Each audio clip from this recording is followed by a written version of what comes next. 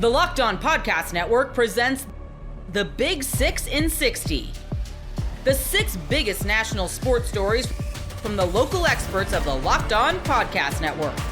Get the real story, why it matters, what's next, who wins the big game, and more, all in 60 minutes. The Big 6 in 60 starts now with the biggest story in sports. SGA completely took over this game. You are Locked On Thunder, your daily Oklahoma City Thunder podcast. Part of the Locked On Podcast Network, your team every day. Let's dive into Oklahoma City being up 1-0 in the Western Conference Finals. This was a stage that the Thunder have clearly not been in with this iteration of this core. They have not been on this stage since 2016. The Paycom Center was absolutely rocking tonight. Despite what I've heard that the ESPN audio mix was. It was rocking tonight. And you felt, I think, some of it. I think that you felt some of the tightness from both teams and the pressure from both teams throughout a game like this where they were missing some shots that they normally make, where they were almost too careful to where it caused them to mess up in certain instances in the half court for both sides. But the Thunder win 114-88, surviving a game that had 9 lead changes and 6 ties despite it getting out of hand and the Thunder getting a blowout win, leading by as much as 26 points. And that's the big story, is OKC was able to eventually have a run that swelled the lead up to 26 points, whereas Minnesota, for as good as I felt that they played defensively, especially in the first half, they never could string together a run that put them out of reach for Oklahoma City. And that's been a testament to what's happened all season long. And I'm not sure when it's going to flip for people of like, this is just the expectation. This is just what's supposed to happen. This is just what's going to happen. When will you find that security and confidence in this Thunder team?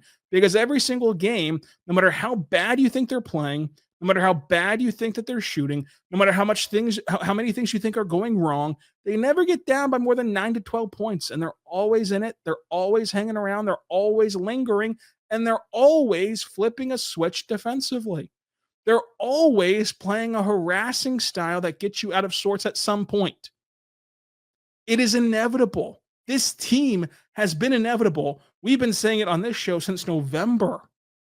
This is the closest thing to a Thanos snap, just obliteration of a team to their opponents that we've seen to those Golden State Warriors. They just do it in a different way. They do it with defense. They do it with getting you discombobulated, getting you out of sorts, and getting you flustered. Now, it's not as sexy as launching threes like Golden State was doing. And I would say it's not as like surefire, because like Steph and Clay, they're going to hit their threes nonstop. Some of this is like you've got to miss your open threes, to help the Thunder out. And you've got to turn the ball over, which some of that's the Thunder. Some of that is, again, getting you out of sorts to the point where you're making mistakes. But it's bared out now over 82 games where you won 68 of them, and 2 postseason rounds plus a game in the Western Conference Finals where it's been the exact same story. Different verse, same as the first. Thunder hang around. They're the better, more talented, deeper team. They find a lineup that works. They turn you over. They get out in transition. They score 30-plus points off of turnovers, and they pull away. And you're reeling, and you're playing off your back foot, and you can't recover. Because they can do just enough offensively in the half court to where then when you add on to that just enough with the 12-0 column in the fast break category and the 31 points off of turnovers, then yeah, you feel pretty good. Feel pretty good about that offense now. And their defense is just suffocating in the paint and at the rim and in the mid-range.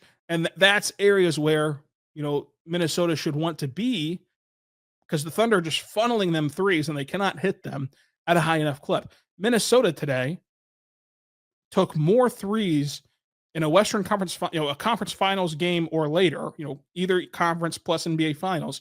They took more threes in a single game ever in this stage. This Timberwolves team took more threes in a conference finals or later stage than any team ever. And 39 of them were open. and they hit about 12 of them, 13 of them. So when you're missing the threes that the Thunder want you to take, when you're not getting on the glass frequently enough to where the Thunder actually win the rebounding category 46-42, when you're turning the ball over, it's 17-12 in the turnover category, which should have been a bit wider, right? Like the Thunder typically don't have double-digit turnovers. And they typically get you into that 20 mark like they did to the Denver Nuggets throughout this past series. And that's all she wrote. Not to mention the SGA takeover offensively, which we're going to get to, the J-Dub second half, the Chet fourth quarter, the points in the paint, which were 54-20, despite having Rudy Gobert to feed, despite having Julius Randle, despite having a heliocentric guard and Anthony Edwards who can get to the rim at will and get into the paint at will. You kept them out. You shut their water off at what they wanted to do. You forced them into their secondary and thirdary options, and they could not capitalize in that setting. This Thunder defense is similar to a Bill Belichick defense, where it's like, who was your best receiver? He would always take them away. What was your best formula of marching down the field? He would take it away. And this Thunder team does that. Like, you're supposed to be a good rebounding team. You're supposed to be good in the paint. You didn't do it tonight against Oklahoma City because they didn't let you. You look at the fourth quarter from Ant, the game is slipping away. Like sand through an hourglass. These are the possessions of our lives, trying to get back in this game and take game one on the road. He has one field goal attempt. One. In total, Anthony Edwards shot the ball 13 times tonight. That's less than Jalen Williams. That's less than Shai Gilgeous-Alexander. That's less than Dante DiVincenzo. That's tied with Julius Randle. That's only 2 more shot attempts than Naz Reid and Nickeil Alexander-Walker. And I say that to say it's not even so much an Ant problem. It's a Thunder defense problem. Because what was happening when the Nuggets season was slipping through their fingers? In Game 7 Sunday in the third quarter, what happened? Nikola Jokic, one shot. One shot. We have an old saying in Tennessee: fool me one time, shame on you. Fool me twice, can't get fooled again. This is not a coincidence. The very best players on these championship caliber teams can't get shots off when the game is slipping away and you have to have a play. And it forces other guys to step up, and they cannot do it consistently enough. Can they do it to win 3 games like Denver did? Sure. I think Minnesota's going to win 3 games this series. I still believe that. I still believe the Thunder win in 7. But that elusive 4th win is what keeps you from going to the NBA Finals. That elusive 4th win is what keeps you from going to the Western Conference Finals. That's what stands in your way of how can you beat this team 4 times in 7 tries. No one's done it to date, not in the regular season, not in the postseason. And it's because of games like this one, where these misses and turnovers start to mount. Naz Reid has dominated Oklahoma City. His archetype should be brilliant for Minnesota, and it has been throughout this season. He's far and away his best points per game happens against Oklahoma City. He's over 20 points per game against the Thunder this season. He's 1 for 11 tonight, because once the misses start and the 3 turnovers, you just can't stop it. You cannot undo what's been done. You're crying over spilled milk if you're Minnesota. Dante DiVincenzo, every 3 that leaves his hand, I think, is going in. He's 3 for 12. You're forcing guys to play worse than they actually are, and you've got a reputation of being able to do it. And at some point, you've got to just take that as fact. That yes, these shots are open, but they're pressurized in different ways, and you're willing to live with it, because there's going to be a Naz Reid game. Naz Reid, for all we know in game 2, it should be game 2, is going to go 4 for 7 from 3. And Dante DiVincenzo is going to go, 6 for 8 from 3. And you're going to tip your cap and say, well, Minnesota won this game.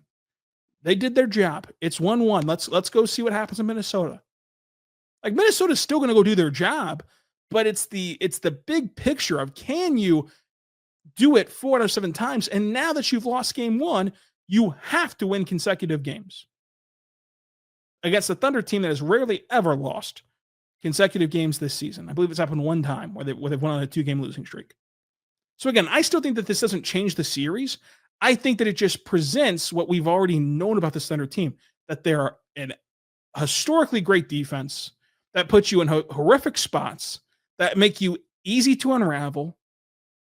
And you've got to be more disciplined and more mentally focused in this series and not just rely on athleticism, not just rely on talent, not just rely on improvisation.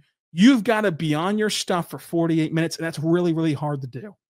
It really is. Minnesota can do it. I still believe Minnesota can win this series, but that's just an impressive second half from Oklahoma City to continue to stay true to who they are. And at some point, when people and teams show you who they are, you believe them. You've got to. And it's hard not to believe in this Thunder team right now. They're just something special in Oklahoma City. The NBA playoffs roll on, and FanDuel is giving new customers an incredible way to get in on the action. Right now, when you join FanDuel and you place your first $5 bet, you'll get $250 in bonus bets if your first bet wins. FanDuel makes betting easy, whether it's picking your favorites or diving into player props from three-pointers to steals to assists. There's so many ways to bet your favorite player props. Plus, after the game tips off, you can even combine live prop bets into a same-game parlay for a chance to win big. You could use that $5 bet on the Knicks, who are minus 144 to win the Eastern Final. Don't miss out. Head to FanDuel.com and claim your $250 in bonus bets today.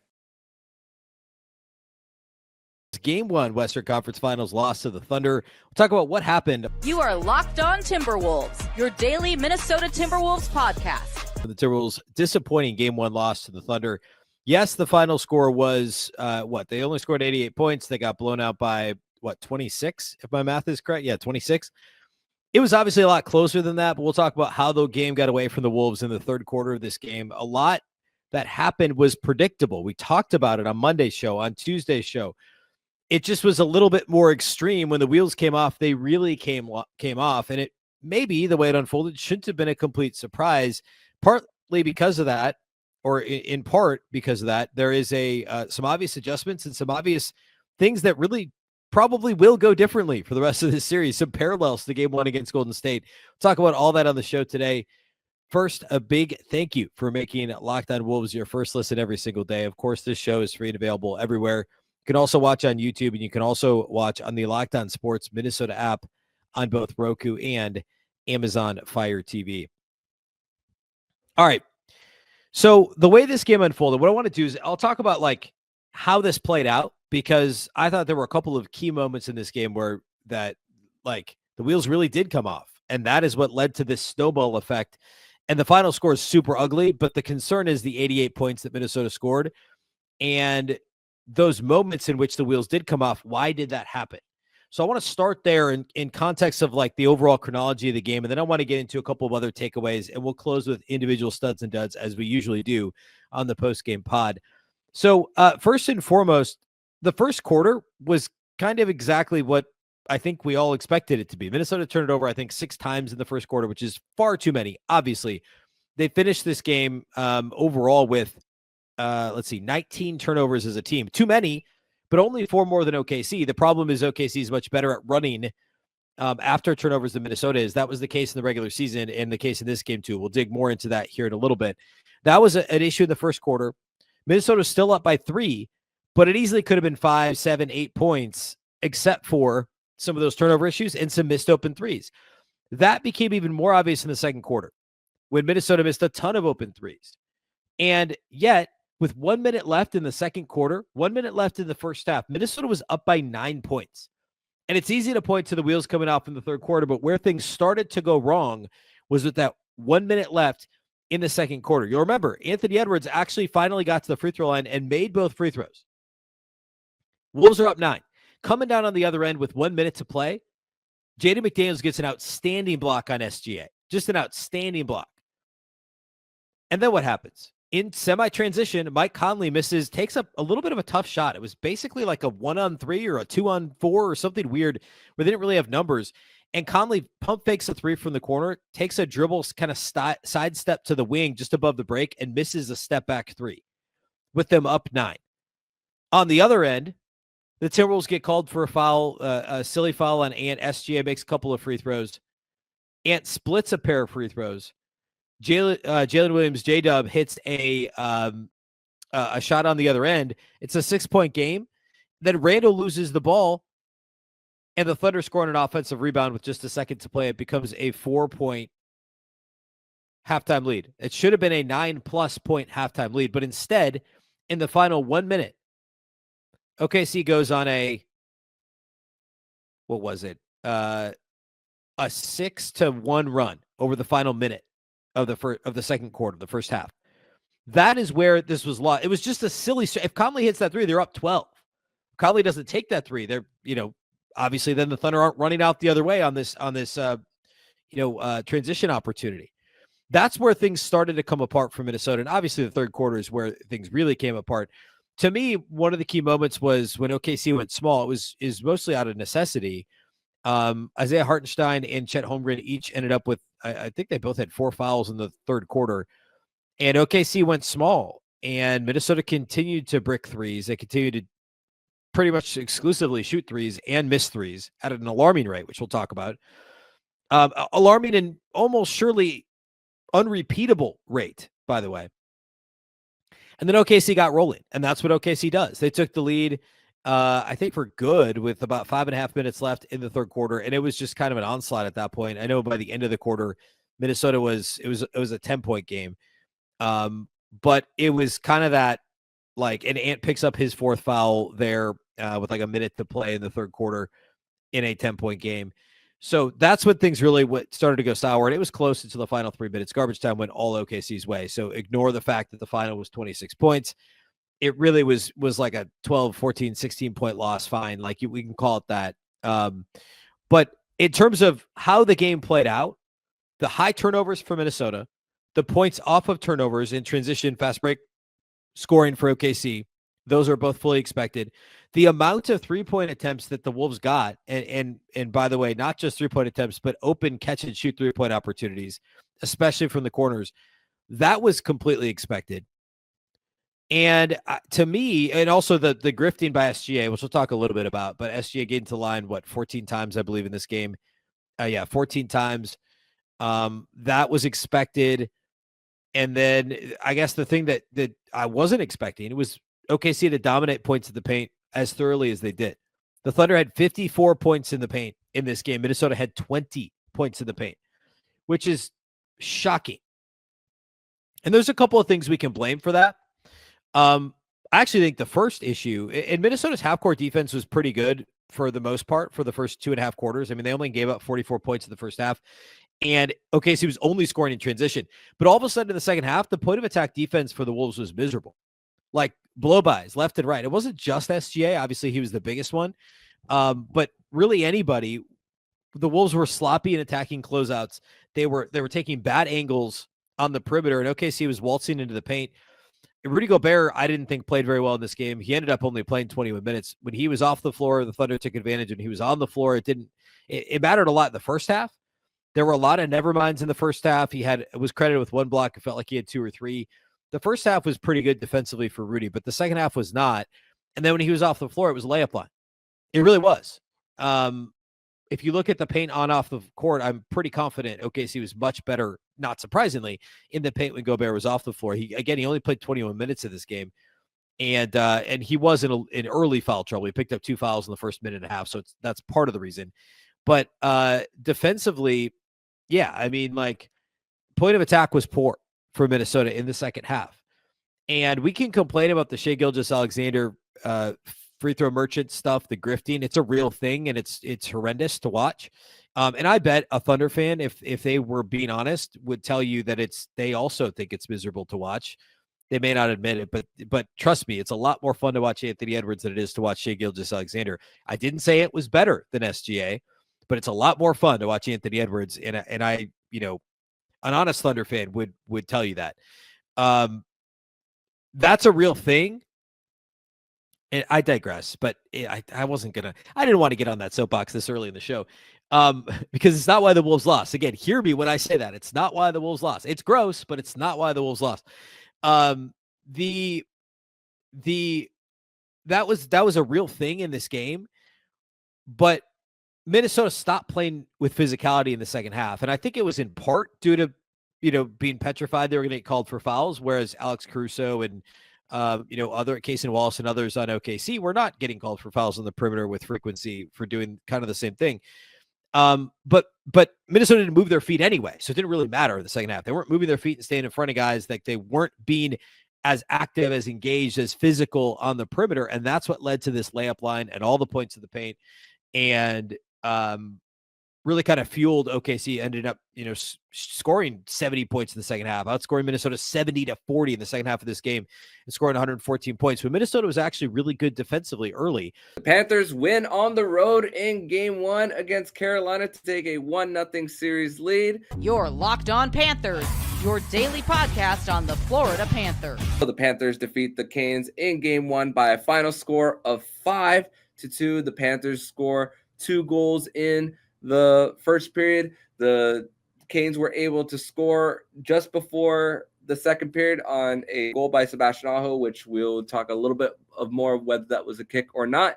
The Panthers were able to still put the foot on the gas, especially in the third period for 2 third period goals, and they break this one open, which and Jacob, one of the biggest takeaways that I have for the Panthers is when it came to the Carolina Hurricanes, they were number 1 in PK percentage going into this series, and they were number 1 in rush defense, rush chances against through 2 rounds. And man, the Panthers, there was points in this game where I was kind of sweating, not literally, but emotionally, because of how the Panthers were getting jumping in on the rush, and then how many times we saw the Sebastian Aho line get their chances and then not capitalizing. And then it happened where the Panthers were able to capitalize then. And man, 11 different players with points, 3 of them with two. And that's the biggest takeaway, is that the Panthers were risky, but calculated risk once again. Yeah, I think it's pretty telling in the post game. You hear the comments from Paul Maurice. He said he didn't love their game tonight, but he understood it. I feel like that's kind of everyone's sentiment. That's definitely the way I feel after that one. Didn't love the way they played defensively, especially first period. Gave up some rush chances they'd like to have back. Spent a good amount of time in their own zone, trying to cut off the cycle, and Carolina really did a good job of controlling possession for long stretches. But at the same time, it's a completely total contrast in style from what they saw in Toronto and what they saw in Tampa. Tampa wasn't really the hard forechecking. They were more east-west, not blazing fast necessarily, but they came into that series and tried to skill their way through it. And they tried to capitalize on special teams, and the Panthers kind of shut that down. Then you get to Toronto, and it's a little bit more the long stretch passes, the cherry picking, more of that style of play, and they didn't really have the territorial edge, so it's a different style there. And then you get to Carolina, it's your third completely different style of play that you're having to adapt to. In this one, there's no time off in between, so they kind of played this game a lot of the same way that they played against Toronto, and which Carolina will beat you in some of those areas. If you get too aggressive, they'll capitalize. They're fast. They're north south. They don't really mess around or try to skill it up too much. They get the puck and they go. And you saw the Panthers give up a couple of chances like that. But with that said, the Panthers risks and chances they took kind of paid off on a couple of the goals. They were very opportunistic. In a game like this, when you're not as tight defensively, you're going to need some goal support from the special teams. That was a big area of concern going in. Carolina has an elite penalty kill, absolutely incredible penalty kill, but the Panthers were able to score twice on the man advantage. So you get that goal support from special teams, and that could be the difference. So I think the Panthers got a really, really huge win, got off on the right foot while playing maybe a B- game for what they normally like to do. Yeah, especially because the Carolina Hurricanes, their way of getting ahead in the play is the fact that their forwards are so high up in the defensive zone. So if you're going to be as aggressive as the Panthers were, especially the third pair for the Panthers, the Kulikov and Nate Schmidt, there was one shift that they were up in the play, and then it was Sam Bennett and Carter Verhaeghe back on to defend the rush, and it was thankfully Sergei Bobrovsky was able to bail him out there. So thankfully for the Panthers, they were able to just not get behind. And the thing is, I spoke about it in the cold open about the Carolina Hurricanes beating themselves. Jordan Staal losing the puck. He hears footsteps with Evan Rodriguez coming, and then he sets up Aaron Ekblad. They set a screen on Freddie Anderson, which you think multiple screens set on Freddie Anderson, even by his own player in Scott Morrow, which you saw kind of the nervousness from the young players for the Carolina Hurricanes. Morrow was making his playoff debut. He screens his own goalie and gets a penalty for delay of game for the Hurricanes. And then I saw so many times that Logan Stankoven there was one shift where he had the puck on the half wall, and then Nate Schmidt is there to separate it very quickly, and he doesn't know what to do. He's hesitating. And also, the Panthers could have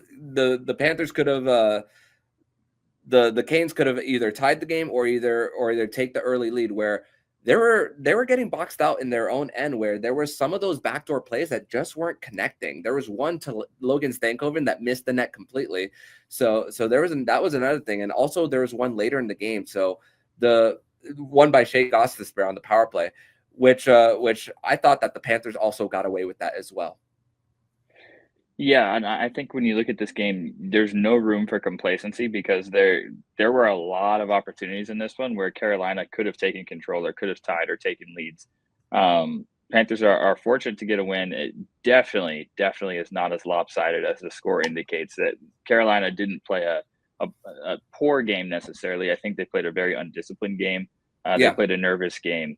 I think after a couple early saves, I think they were a little bit overthinking how to beat Bob. A couple breakaways stopped. Aho gets a golden opportunity, gets stopped on the breakaway. They had some chances, and Bob slammed the door, but you can't expect that level of play from Bob the entire series, even though he gave it to him last time they played Carolina. It's a different Carolina team. Seth Jarvis had an opportunity off a Svechnikov pass that easily could have been a goal. It looked like a tap-in. Svechnikov, again, he wasn't a part of the last series due to injury when the Panthers played the Hurricanes last time, but he's been a monster in the playoffs. I feel like he was undisciplined tonight, was trying to be more physical than what he really is normally showing in his game. There was just the mental edge was very clearly on the Panther side in this one. And I think it showed itself in some undisciplined plays. Like you said, the Jordan Staal play, that's not a play you expect him to make too often, and he flubs the puck and the Panthers capitalize. So very opportunistic Panthers team tonight. You probably don't want to count on getting 5 goals past Freddie Anderson on most nights, and I think this series is going to tighten up significantly and become more of a low scoring 1 to 2 goal deficit or 1 to 2 goal difference type of games. But you never complain about going in, starting a series with a win on the road. I just think the Panthers are going to want to tighten up a lot defensively. It's gonna mean less offense for Florida, because if you're going to tighten up defensively, it's going to be less chances being taken. You're gonna limit the risks. You're gonna focus more on the dump and chase game, which they've been very successful with, and that's going to be the key to beating this team. Like you said, the forwards for Carolina are so high up.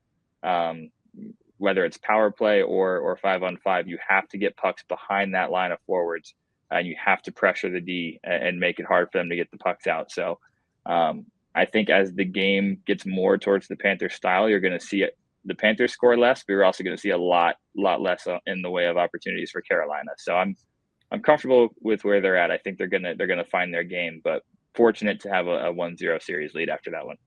Yeah, and this is where they could go back on the video and then adjust from there, because same thing on the Carolina side. They know that they're not going to be as spread out as the first goal from Carter Verhaeghe, where Barkov was able to easily get through the seam, and then Freddie Anderson goes down, he roofs it from there, and then how they got, and then on the power play for the Panthers when Sam Bennett scored, on just how they were able to just not get the shot blocks in front of him as that one easily went through, and also with how they actually said it on the replay of Shane Gostisbehere not having the stick on the ice when Nosek fed to Eetu Luostarinen. So that's another thing that they're going to look at, and we could expect that those feeds from the boards to the net aren't going to be as easily as they were in this game for the Panthers. Ever check your bank account and wonder, where did all my money go? Between dining out, online shopping, and entertainment, it's easy to lose track. That's where Monarch Money comes in, your personal CFO, giving you full visibility and control over your finances. Monarch Money isn't just a budgeting app. It's a complete financial command center. Track all of your accounts, investments, and spending in one place so you stop just managing your money and you start building wealth. Instead of juggling multiple apps, you can use Monarch to check your finances, track spending, and even plan long-term goals. Managing money with your partner is smoother than ever. You can track shared and personal accounts, set goals, and stay on the same page without the stress. Take control of your finances with Monarch Money. Use code LOCKEDONNFL at monarchmoney.com for 50% off your first year. That's monarchmoney.com, code LOCKEDONNFL for half off your first year.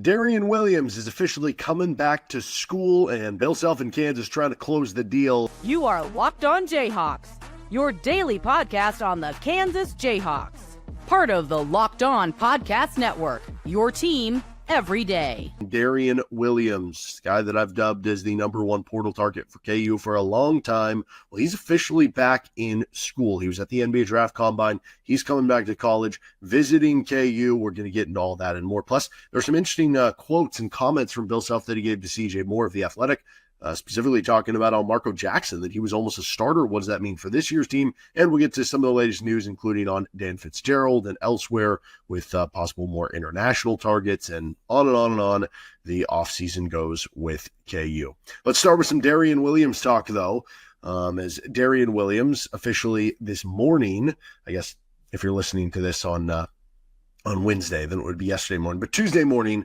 Darian Williams officially exited the NBA draft process, that according to John Rothstein and Jeff Goodman. And it was something where he didn't have the best combine necessarily. Like in some of the scrimmages, the stats weren't there. He struggled a little bit here. Didn't measure out super great. I don't know that he was ever somebody who was expected to measure super great to begin with. But even then, like, you know, you're hoping if you're him, you don't want to measure 6'4.5" without shoes when you're mostly a 4-man. But obviously we know he's a very productive college player, and none of that stuff bothers me in terms of, should KU not want him anymore because he measured 6'4.5" without? No, KU should still want this dude. He's a stud at the collegiate level at the very least. So comes back from the NBA draft officially. Then Eric Bossy of 24/7 Sports reports that he is in Lawrence on a visit, and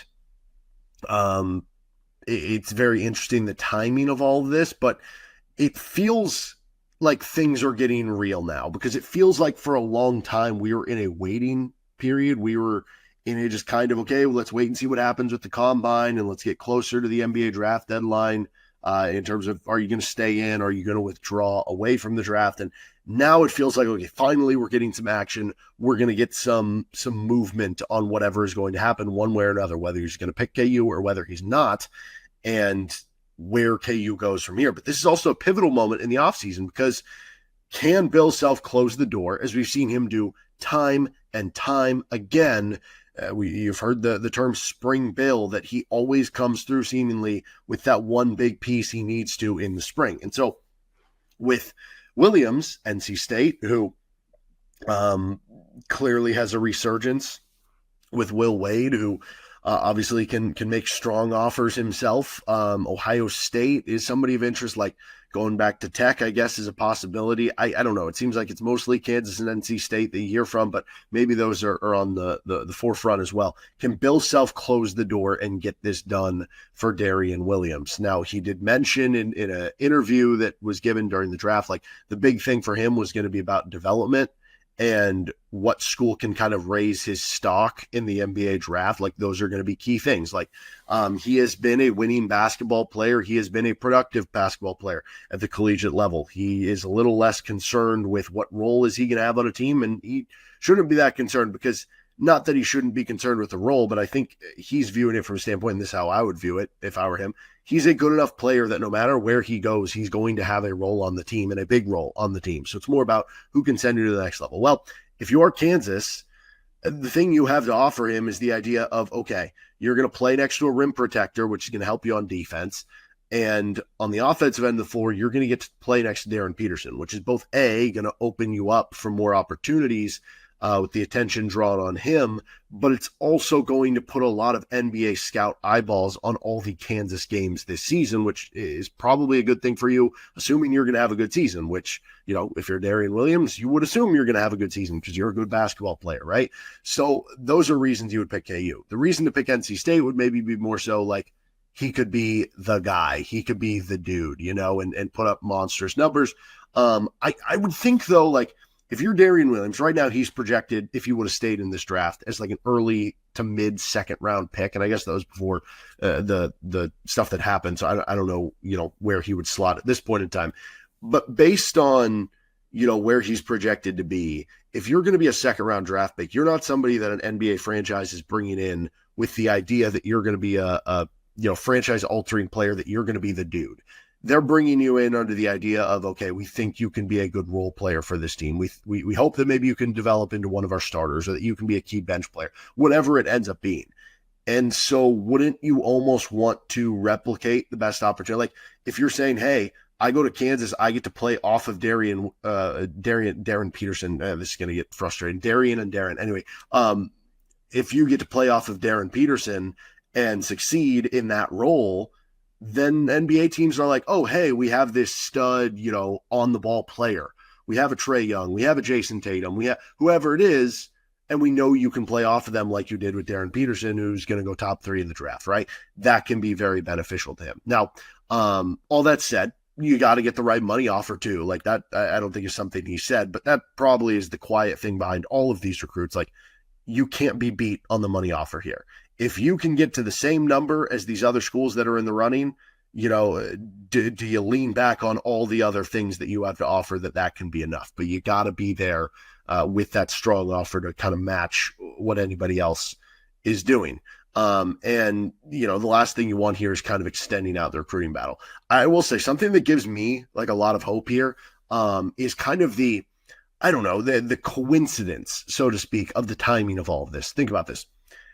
It gets announced on Tuesday morning that he is withdrawing from the NBA draft. And then we find out later in the day he is visiting Kansas.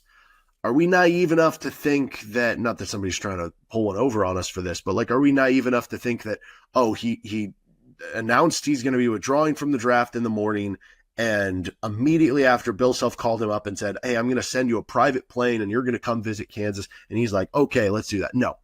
If he was visiting Kansas, this had to be planned out in advance. Now, how long in advance? Could it have been a day? Could it have been 2 days? That can be up in the air.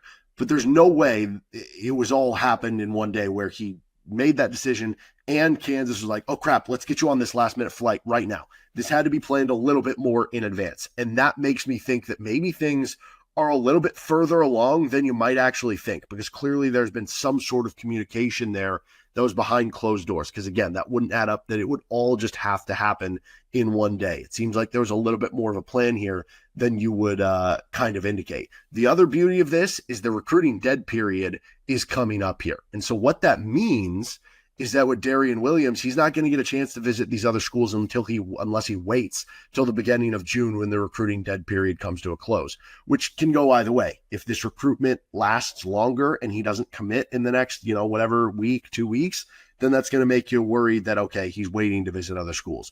But if he's making a decision soon, that gives you hope that you would be the one in the end. And so going back to just how pivotal this is, with Sarr kind of feeling like that's a do clean at this point, like this feels like the best chance to maximize what this team can be. Like there's still some other options that are out there, especially internationally, I guess like Jameer Watkins and stuff. There are some options out there. But the 100th percentile outcome, the best outcome that is still available for KU that is left in this offseason, to me, involves landing Darian Williams. It kind of starts and ends with that. And so it does become a little bit of panic mode if Darian Williams picks another school. That'll be super interesting how that impacts negotiations, because they probably know too that, like, yeah, you really need him too. So what are you willing to offer, right? But overall, I love me some Darian Williams, and I wouldn't let a lower performance for him at the NBA draft combine like sour you at all on what he is. It was just a few days of bad basketball. He's more of a team playing guy. Like, you go back and look at Nevada's 13-18. He shows up as a freshman. They go 22-11. Texas Tech goes 16-16. He shows up as a transfer. They go 23-11. His net ratings the last 3 years, on-off net rating, Tech was almost 15 points better this year. They were 13 points better the year before, and Nevada was almost 25 points better per 100 possessions when he was on the floor. He is a winning player, and so some of those scrimmage settings can be more about like the guys who are just athletes and going to get out in an open gym and run and get, easy cherry-picked buckets and stuff like that. What we know is Darian Williams is a heck of a college basketball player. He was a first-team All-Big 12 player. Everywhere he's gone, they have been better, and I think that would be the case with Kansas as well. The NBA playoffs roll on, and FanDuel is giving new customers an incredible way to get in on the action. Right now, when you join FanDuel and you place your first $5 bet, you'll get $250 in bonus bets if your first bet wins. FanDuel makes betting easy, whether it's picking your favorites or diving into player props, from three-pointers to steals to assists. There's so many ways to bet your favorite player props. Plus, after the game tips off, you can even combine live prop bets into a same-game parlay for a chance to win big. You could use that $5 bet on the Knicks, who are minus 144 to win the Eastern Final. Don't miss out. Head to FanDuel.com and claim your $250 in bonus bets today.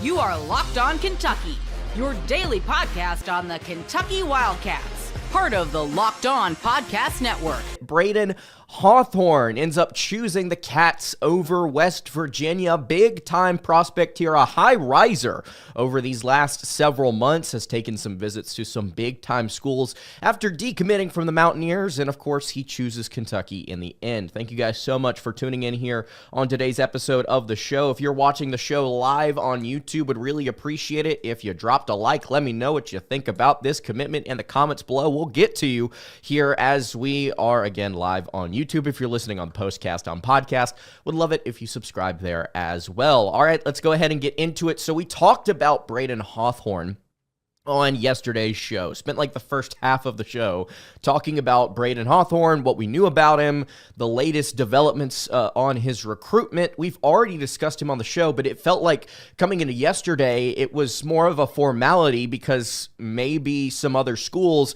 had some more traction. Maybe some other schools were going to, or had positioned themselves, I should say, to get a commitment from him over somebody like Kentucky, West Virginia, Duke, Virginia Tech, and Pitt apparently were in here as well. It felt like Kentucky had kind of stumbled out of the race weeks back, and then we hear leading up to his commitment here today over the last several days, like, hey, actually, Kentucky's not out of this, they're not out of this, they're not out of this. You're going to see the Wildcats be a major factor here as it comes down to the wire, and then you start to see even Hawthorne himself tweeting out, look, I've not even told anybody where I'm going to commit. I've not even told my parents. And here we are now, and all of a sudden, this kid's a Wildcat. Yesterday, I was incredibly skeptical on my show as to whether or not he was actually going to even commit to Kentucky despite the news, and I think a lot of people share the same sentiment. At least a lot of the people that I've been talking to is like, yeah, I don't really know if I buy into the fact that Kentucky's actually going to get this kid in the end. Maybe he goes back to West Virginia. Maybe he goes somewhere else. According to people like Trilly Donovan, Kentucky didn't even have the highest NIL offer on the table. We didn't even have the most money to give this kid. So, with all that being said, we don't really know what exactly happened over the course of the last several weeks. But what we do know is that Braden Hawthorne, a 6'8", 175-pound small forward, top 35 overall prospect according to the 24/7 Sports Raw player ratings, is officially a Kentucky Wildcat. And the thing that you like about him the most, I think, is his long-term development. This is a kid that's going to have to stay on roster at least at least 2 seasons before I think we see what he's fully capable of and what he could develop into is a very interesting conversation to have. So we've seen the different various. I think that you're going to find Kentucky trying to put weight on this kid and then trying to mold him into that type player. Also, OBS just said it disconnected. So hopefully the live stream is still going. If it's not, you guys let me know in the comments. But yeah, Hawthorne, I think, is going to. That's his ceiling, is a Brandon Ingram type rangy, lanky, spot-up shooter that can get you buckets at the 3. It's also interesting because if you want to read into like how this kid developed, like first of all, again, he's a high riser. This kid was a nobody just a few months ago in terms of what recruiting rankings were thinking of him. Had very little offers, and the ones that he did were mid-majors, decent ones at best, and he started to rise. He went from a 3-star to a 4-star. He was initially a guard. He initially played guard, and this was a kid that just grew and like all of a sudden just shot up and is now 6'8", 6'9", according to some sources. The kid's tall, and he's kind of moved down to that wing spot. So there's a lot that could be happening here with Hawthorne in terms of what he molds himself into. I don't know if you're necessarily thinking like Tyrese Halliburton in terms of shooting and playmaking and kind of being just a taller, rangier type dude. If he can handle the ball as well as Tyrese can, then maybe you can have that conversation. But I really do like this commitment for Kentucky, especially if, again, go back to what I said a minute ago, if he is a long-term development plan. If you can get him into this system, get him here at least 2 years, and then you look ahead and maybe in year 2 or in year 3 and say, okay, this is a legitimate NBA caliber player because of what he's been able to do in the offseason and then also during his sparing the minutes that he gets sparingly on the court. So I'm excited about this pickup. I think this kid has a lot of potential. He's got a very, very, very high ceiling. It's just right now, there are some steps that he needs to take to kind of at least try and touch that ceiling or break through it, I guess, so to speak. So I think this is good. It also adds on to Kentucky's freshman recruiting class, which had gotten a little thin after Caden Lewis decommitted. You now have four different 4-stars here in Jasper Johnson, Malachi Marino, and Braden Hawthorne, at least according to 24/7 Sports. Jasper is a 5-star according to other services, and Marino is a 5-star, at least according to one. I think the number 1 overall center, at least according to one recruiting source out there. So this is a good pickup. It boosts your numbers, and then long term, I think you're going to be able to get a lot out of a kid like Hawthorne. Ever check your bank account and wonder, where did all my money go? Between dining out, online shopping, and entertainment, it's easy to lose track. That's where Monarch Money comes in, your personal CFO, giving you full visibility and control over your finances. Monarch Money isn't just a budgeting app. It's a complete financial command center. Track all of your accounts, investments, and spending in one place so you stop just managing your money and you start building wealth. Instead of juggling multiple apps, you can use Monarch to check your finances, track spending, and even plan long-term goals. Managing money with your partner is smoother than ever. You can track shared and personal accounts, set goals, and stay on the same page without the stress. Take control of your finances with Monarch Money. Use code LOCKEDONNFL at monarchmoney.com for 50% off your first year. That's monarchmoney.com, code LOCKEDONNFL for half off your first year. Joe Thuney's contract extension was the last domino to fall. You are Locked On Bears, your daily Chicago Bears podcast. I want to check in on where the Bears are with the team building strategy, because I think we're seeing Ryan Poles now transition from, hey, we've always got our eyes on the future and keeping some future flexibility, to now where that future flexibility is not gone, but is a lot lower. They're a lot more locked into what they are right now as a team. And like, this has got to be the core group of players that ascends to everything they want to achieve. Because from here, the major moves are pretty much out of the picture here without really leveraging some of your long-term future assets here. So I want to take a look at the concept of kind of why the Bears are stuck with living and dying with the guys they have now, and look ahead to how little will change in the next year or two from here, just with the contracts that the Bears have locked in right now, and then explore some of the wild cards here that say, are they good enough or are they not? And who are going to be the most important players that have to step up and have to be good. And I think there's some real parallels here to what Ryan Pace was doing when he tried to turn around the Bears with Matt Nagy early on and had some early success, and then it can be harder to sustain it when you're not building the team as much for the long term and focusing a little bit more on the short term and getting locked into the guys. If you're locked into the right guys, that's great. If you're locked into the wrong guys, well, then that's when you run into problems. And that's kind of right at the inflection point that the Bears are at right now, because you've got Tooney locked in for the next few seasons. You've got Drew Dahlman locked in for the next few seasons. You've got Jonah Jackson locked in for the next few seasons. Darnell Wright locked in. Colston Loveland, Caleb Williams, Cole Kmet still under contract for a while. DJ Moore still under contract for a while. Rome Odunze, Luther Burden. You're not seeing, outside of the running back position, we'll talk about that, you're not really going to see much change along this Bears offense. The left tackle position is in this conversation as well. But for the most part, this core offense is locked in to who your players are going to be. And when you think about it on defense, it's a lot of the same thing. Your defensive line, Sweat's locked in. Dio Dangbo's locked in. Grady Jarrett's on a 3-year deal. Jervon Dexter's got a bunch of his rookie contract. And Shamar Turner and Zach Pickens, right? Linebackers, Edwards and Edmonds are still under contract for a couple of seasons. Your cornerbacks, Jalen Johnson's got the long-term deal. Now Kyler Gordon's got the long-term deal. Stevenson and Smith and the guys on the rookie contracts are locked in. It's kind of safety, running back, and left tackle are the only spots that could change, and left tackle specifically, you've got Ozzie Trapillo and Karana Magashi, so presumably after this season, you're kind of locked in with who your left tackles are going to be for the long-term future. So really, a lot of this team is locked in, and you see that reflected in the Bears' finances, that we've gotten used to the last couple of off seasons that we get to free agency and the Bears have 40, 50, 60, 70, $80 million in salary cap space to go out and make some big moves. But right now, today, I think this is even before you put in the Joe Tooney contract extension numbers. The Bears have about $15, $16 million in cap space for next year, next offseason, including the free agents that they're going to have. The Bears will not have very much built-in cap space to start next offseason. They could create more cap space by releasing expensive players or trading players with bigger contracts, but they're not going to have a bunch of money next year to go out and sign a bunch of big-name free agents like Drew Dahlman and Joe Tooney and Dio Dangbo to these big contracts. Next year's free agency is just by nature of the finances going to have to be a lot smaller and lower key. Now, there's still some moves that will need to be made if you look ahead, and we don't need to spend a bunch of time going through every decision for next offseason, but this is for the point of giving a sense of how little may actually change. This year, the Bears got a whole new O-line, new receiver, new tight end, new defensive lineman. The Bears changed a bunch of stuff this offseason. Next year, your two safeties are kind of the big one. Kevin Byard and Jaquan Brisker are supposed to be free agents, but everybody else is that's about it. I mean, Andrew Billings, Braxton Jones, Ryan Bates are free agents.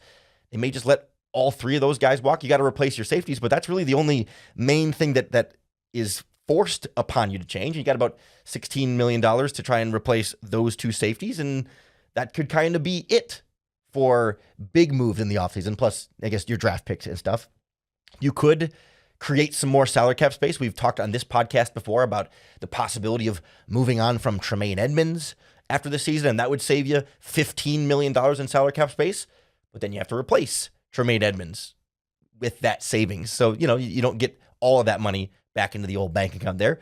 They could move on from DeAndre Swift and save about $7.5 million against the salary cap, but again, you got to replace the running back at that point with the money that you saved by moving on from him. And you could throw Cole Kmet in this conversation more like a trade candidate than someone they would just straight up release as a salary cap casualty. I would think they'd get something for him on the trade market more so than those other two guys, perhaps, just based on financials for those two. But sure, there are a couple of ways to create some more salary cap space to maybe make one splash.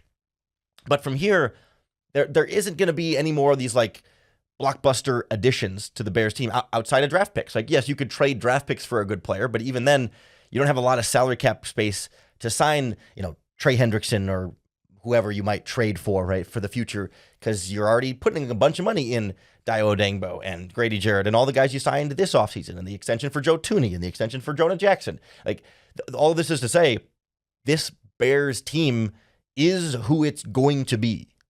There's not a lot of room to make that one more big offseason of moves. It's no, there's one more offseason of trying to fine tune some stuff, but this has got to be the key players. The players that are under contract now have to be the players that get them to the Super Bowl. If that's the goal, right? This is going to be the group that either gets you to the Super Bowl or doesn't get you to the Super Bowl. And it's not as though there's going to be a bunch more moves that come in and actually lift this team the rest of the way. It's changing out a safety here or there, maybe changing out a linebacker, one spot here or there, plus rookies. It's kind of where your team building strategy goes from here. It makes the draft that much more important, and but also it highlights the importance of, like, you better be right about the moves you've made up to this point. The Bears are counting on all of the players they've acquired now to be able to take them to that next level. Doesn't mean that they have to take them to that next level this year, right? It doesn't mean that 2025 is the only year that you're going to measure the success of those moves. No, but it's like over the next couple of seasons, this is who you're bringing to the dance. This is who you're dancing with. Let's see how well you can dance, because you're just not necessarily going to find a big time change in partners here to get you a lot farther than where the Bears are right now without trading a bunch of first round picks to try and add one more big splash player. And that's where you get into long-term team building question marks about, okay, you start giving up those draft picks and you don't have young guys developing on the bench that are cheaper and can sustain some of that success. Like the Eagles have had so much success with really nailing all those picks on the offensive and defensive lines. And that's how they're able to support Jalen Hurts so well, despite all the money they're paying Jalen Hurts. Like these draft picks become that much more critical as you get to this transitory stage of the team building process. For a while, all Ryan Poles was kind of doing was you're building pieces for the long term, right? We're thinking about long term. We're keeping some future flexibility and thinking long term. But now, like, Grady Jarrett's a win now player. They need him to win now, right? Joe Tooney is a win now player. They need him to win now. Jonah Jackson, Drew Dahlman, right? These are players help you now, and not just now this year, but like the next 2 years. This is what you're really, really locked into.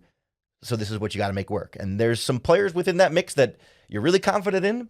There's some players in that mix that you're a little confident in, and there's some players in that mix that could be really big wild cards. So I want to explore this question of, like, is this core good enough, or what does it look like if they're good enough, and what does it look like if they're not? Like, what is the path to great success, or the path to some of the same disappointment we've seen the Bears go through when Ryan Pace was kind of in this stage of the process in like 2018, when you make the Khalil Mack trade and go all in on trying to maximize the time around Mitch Trubisky? You got to get those picks right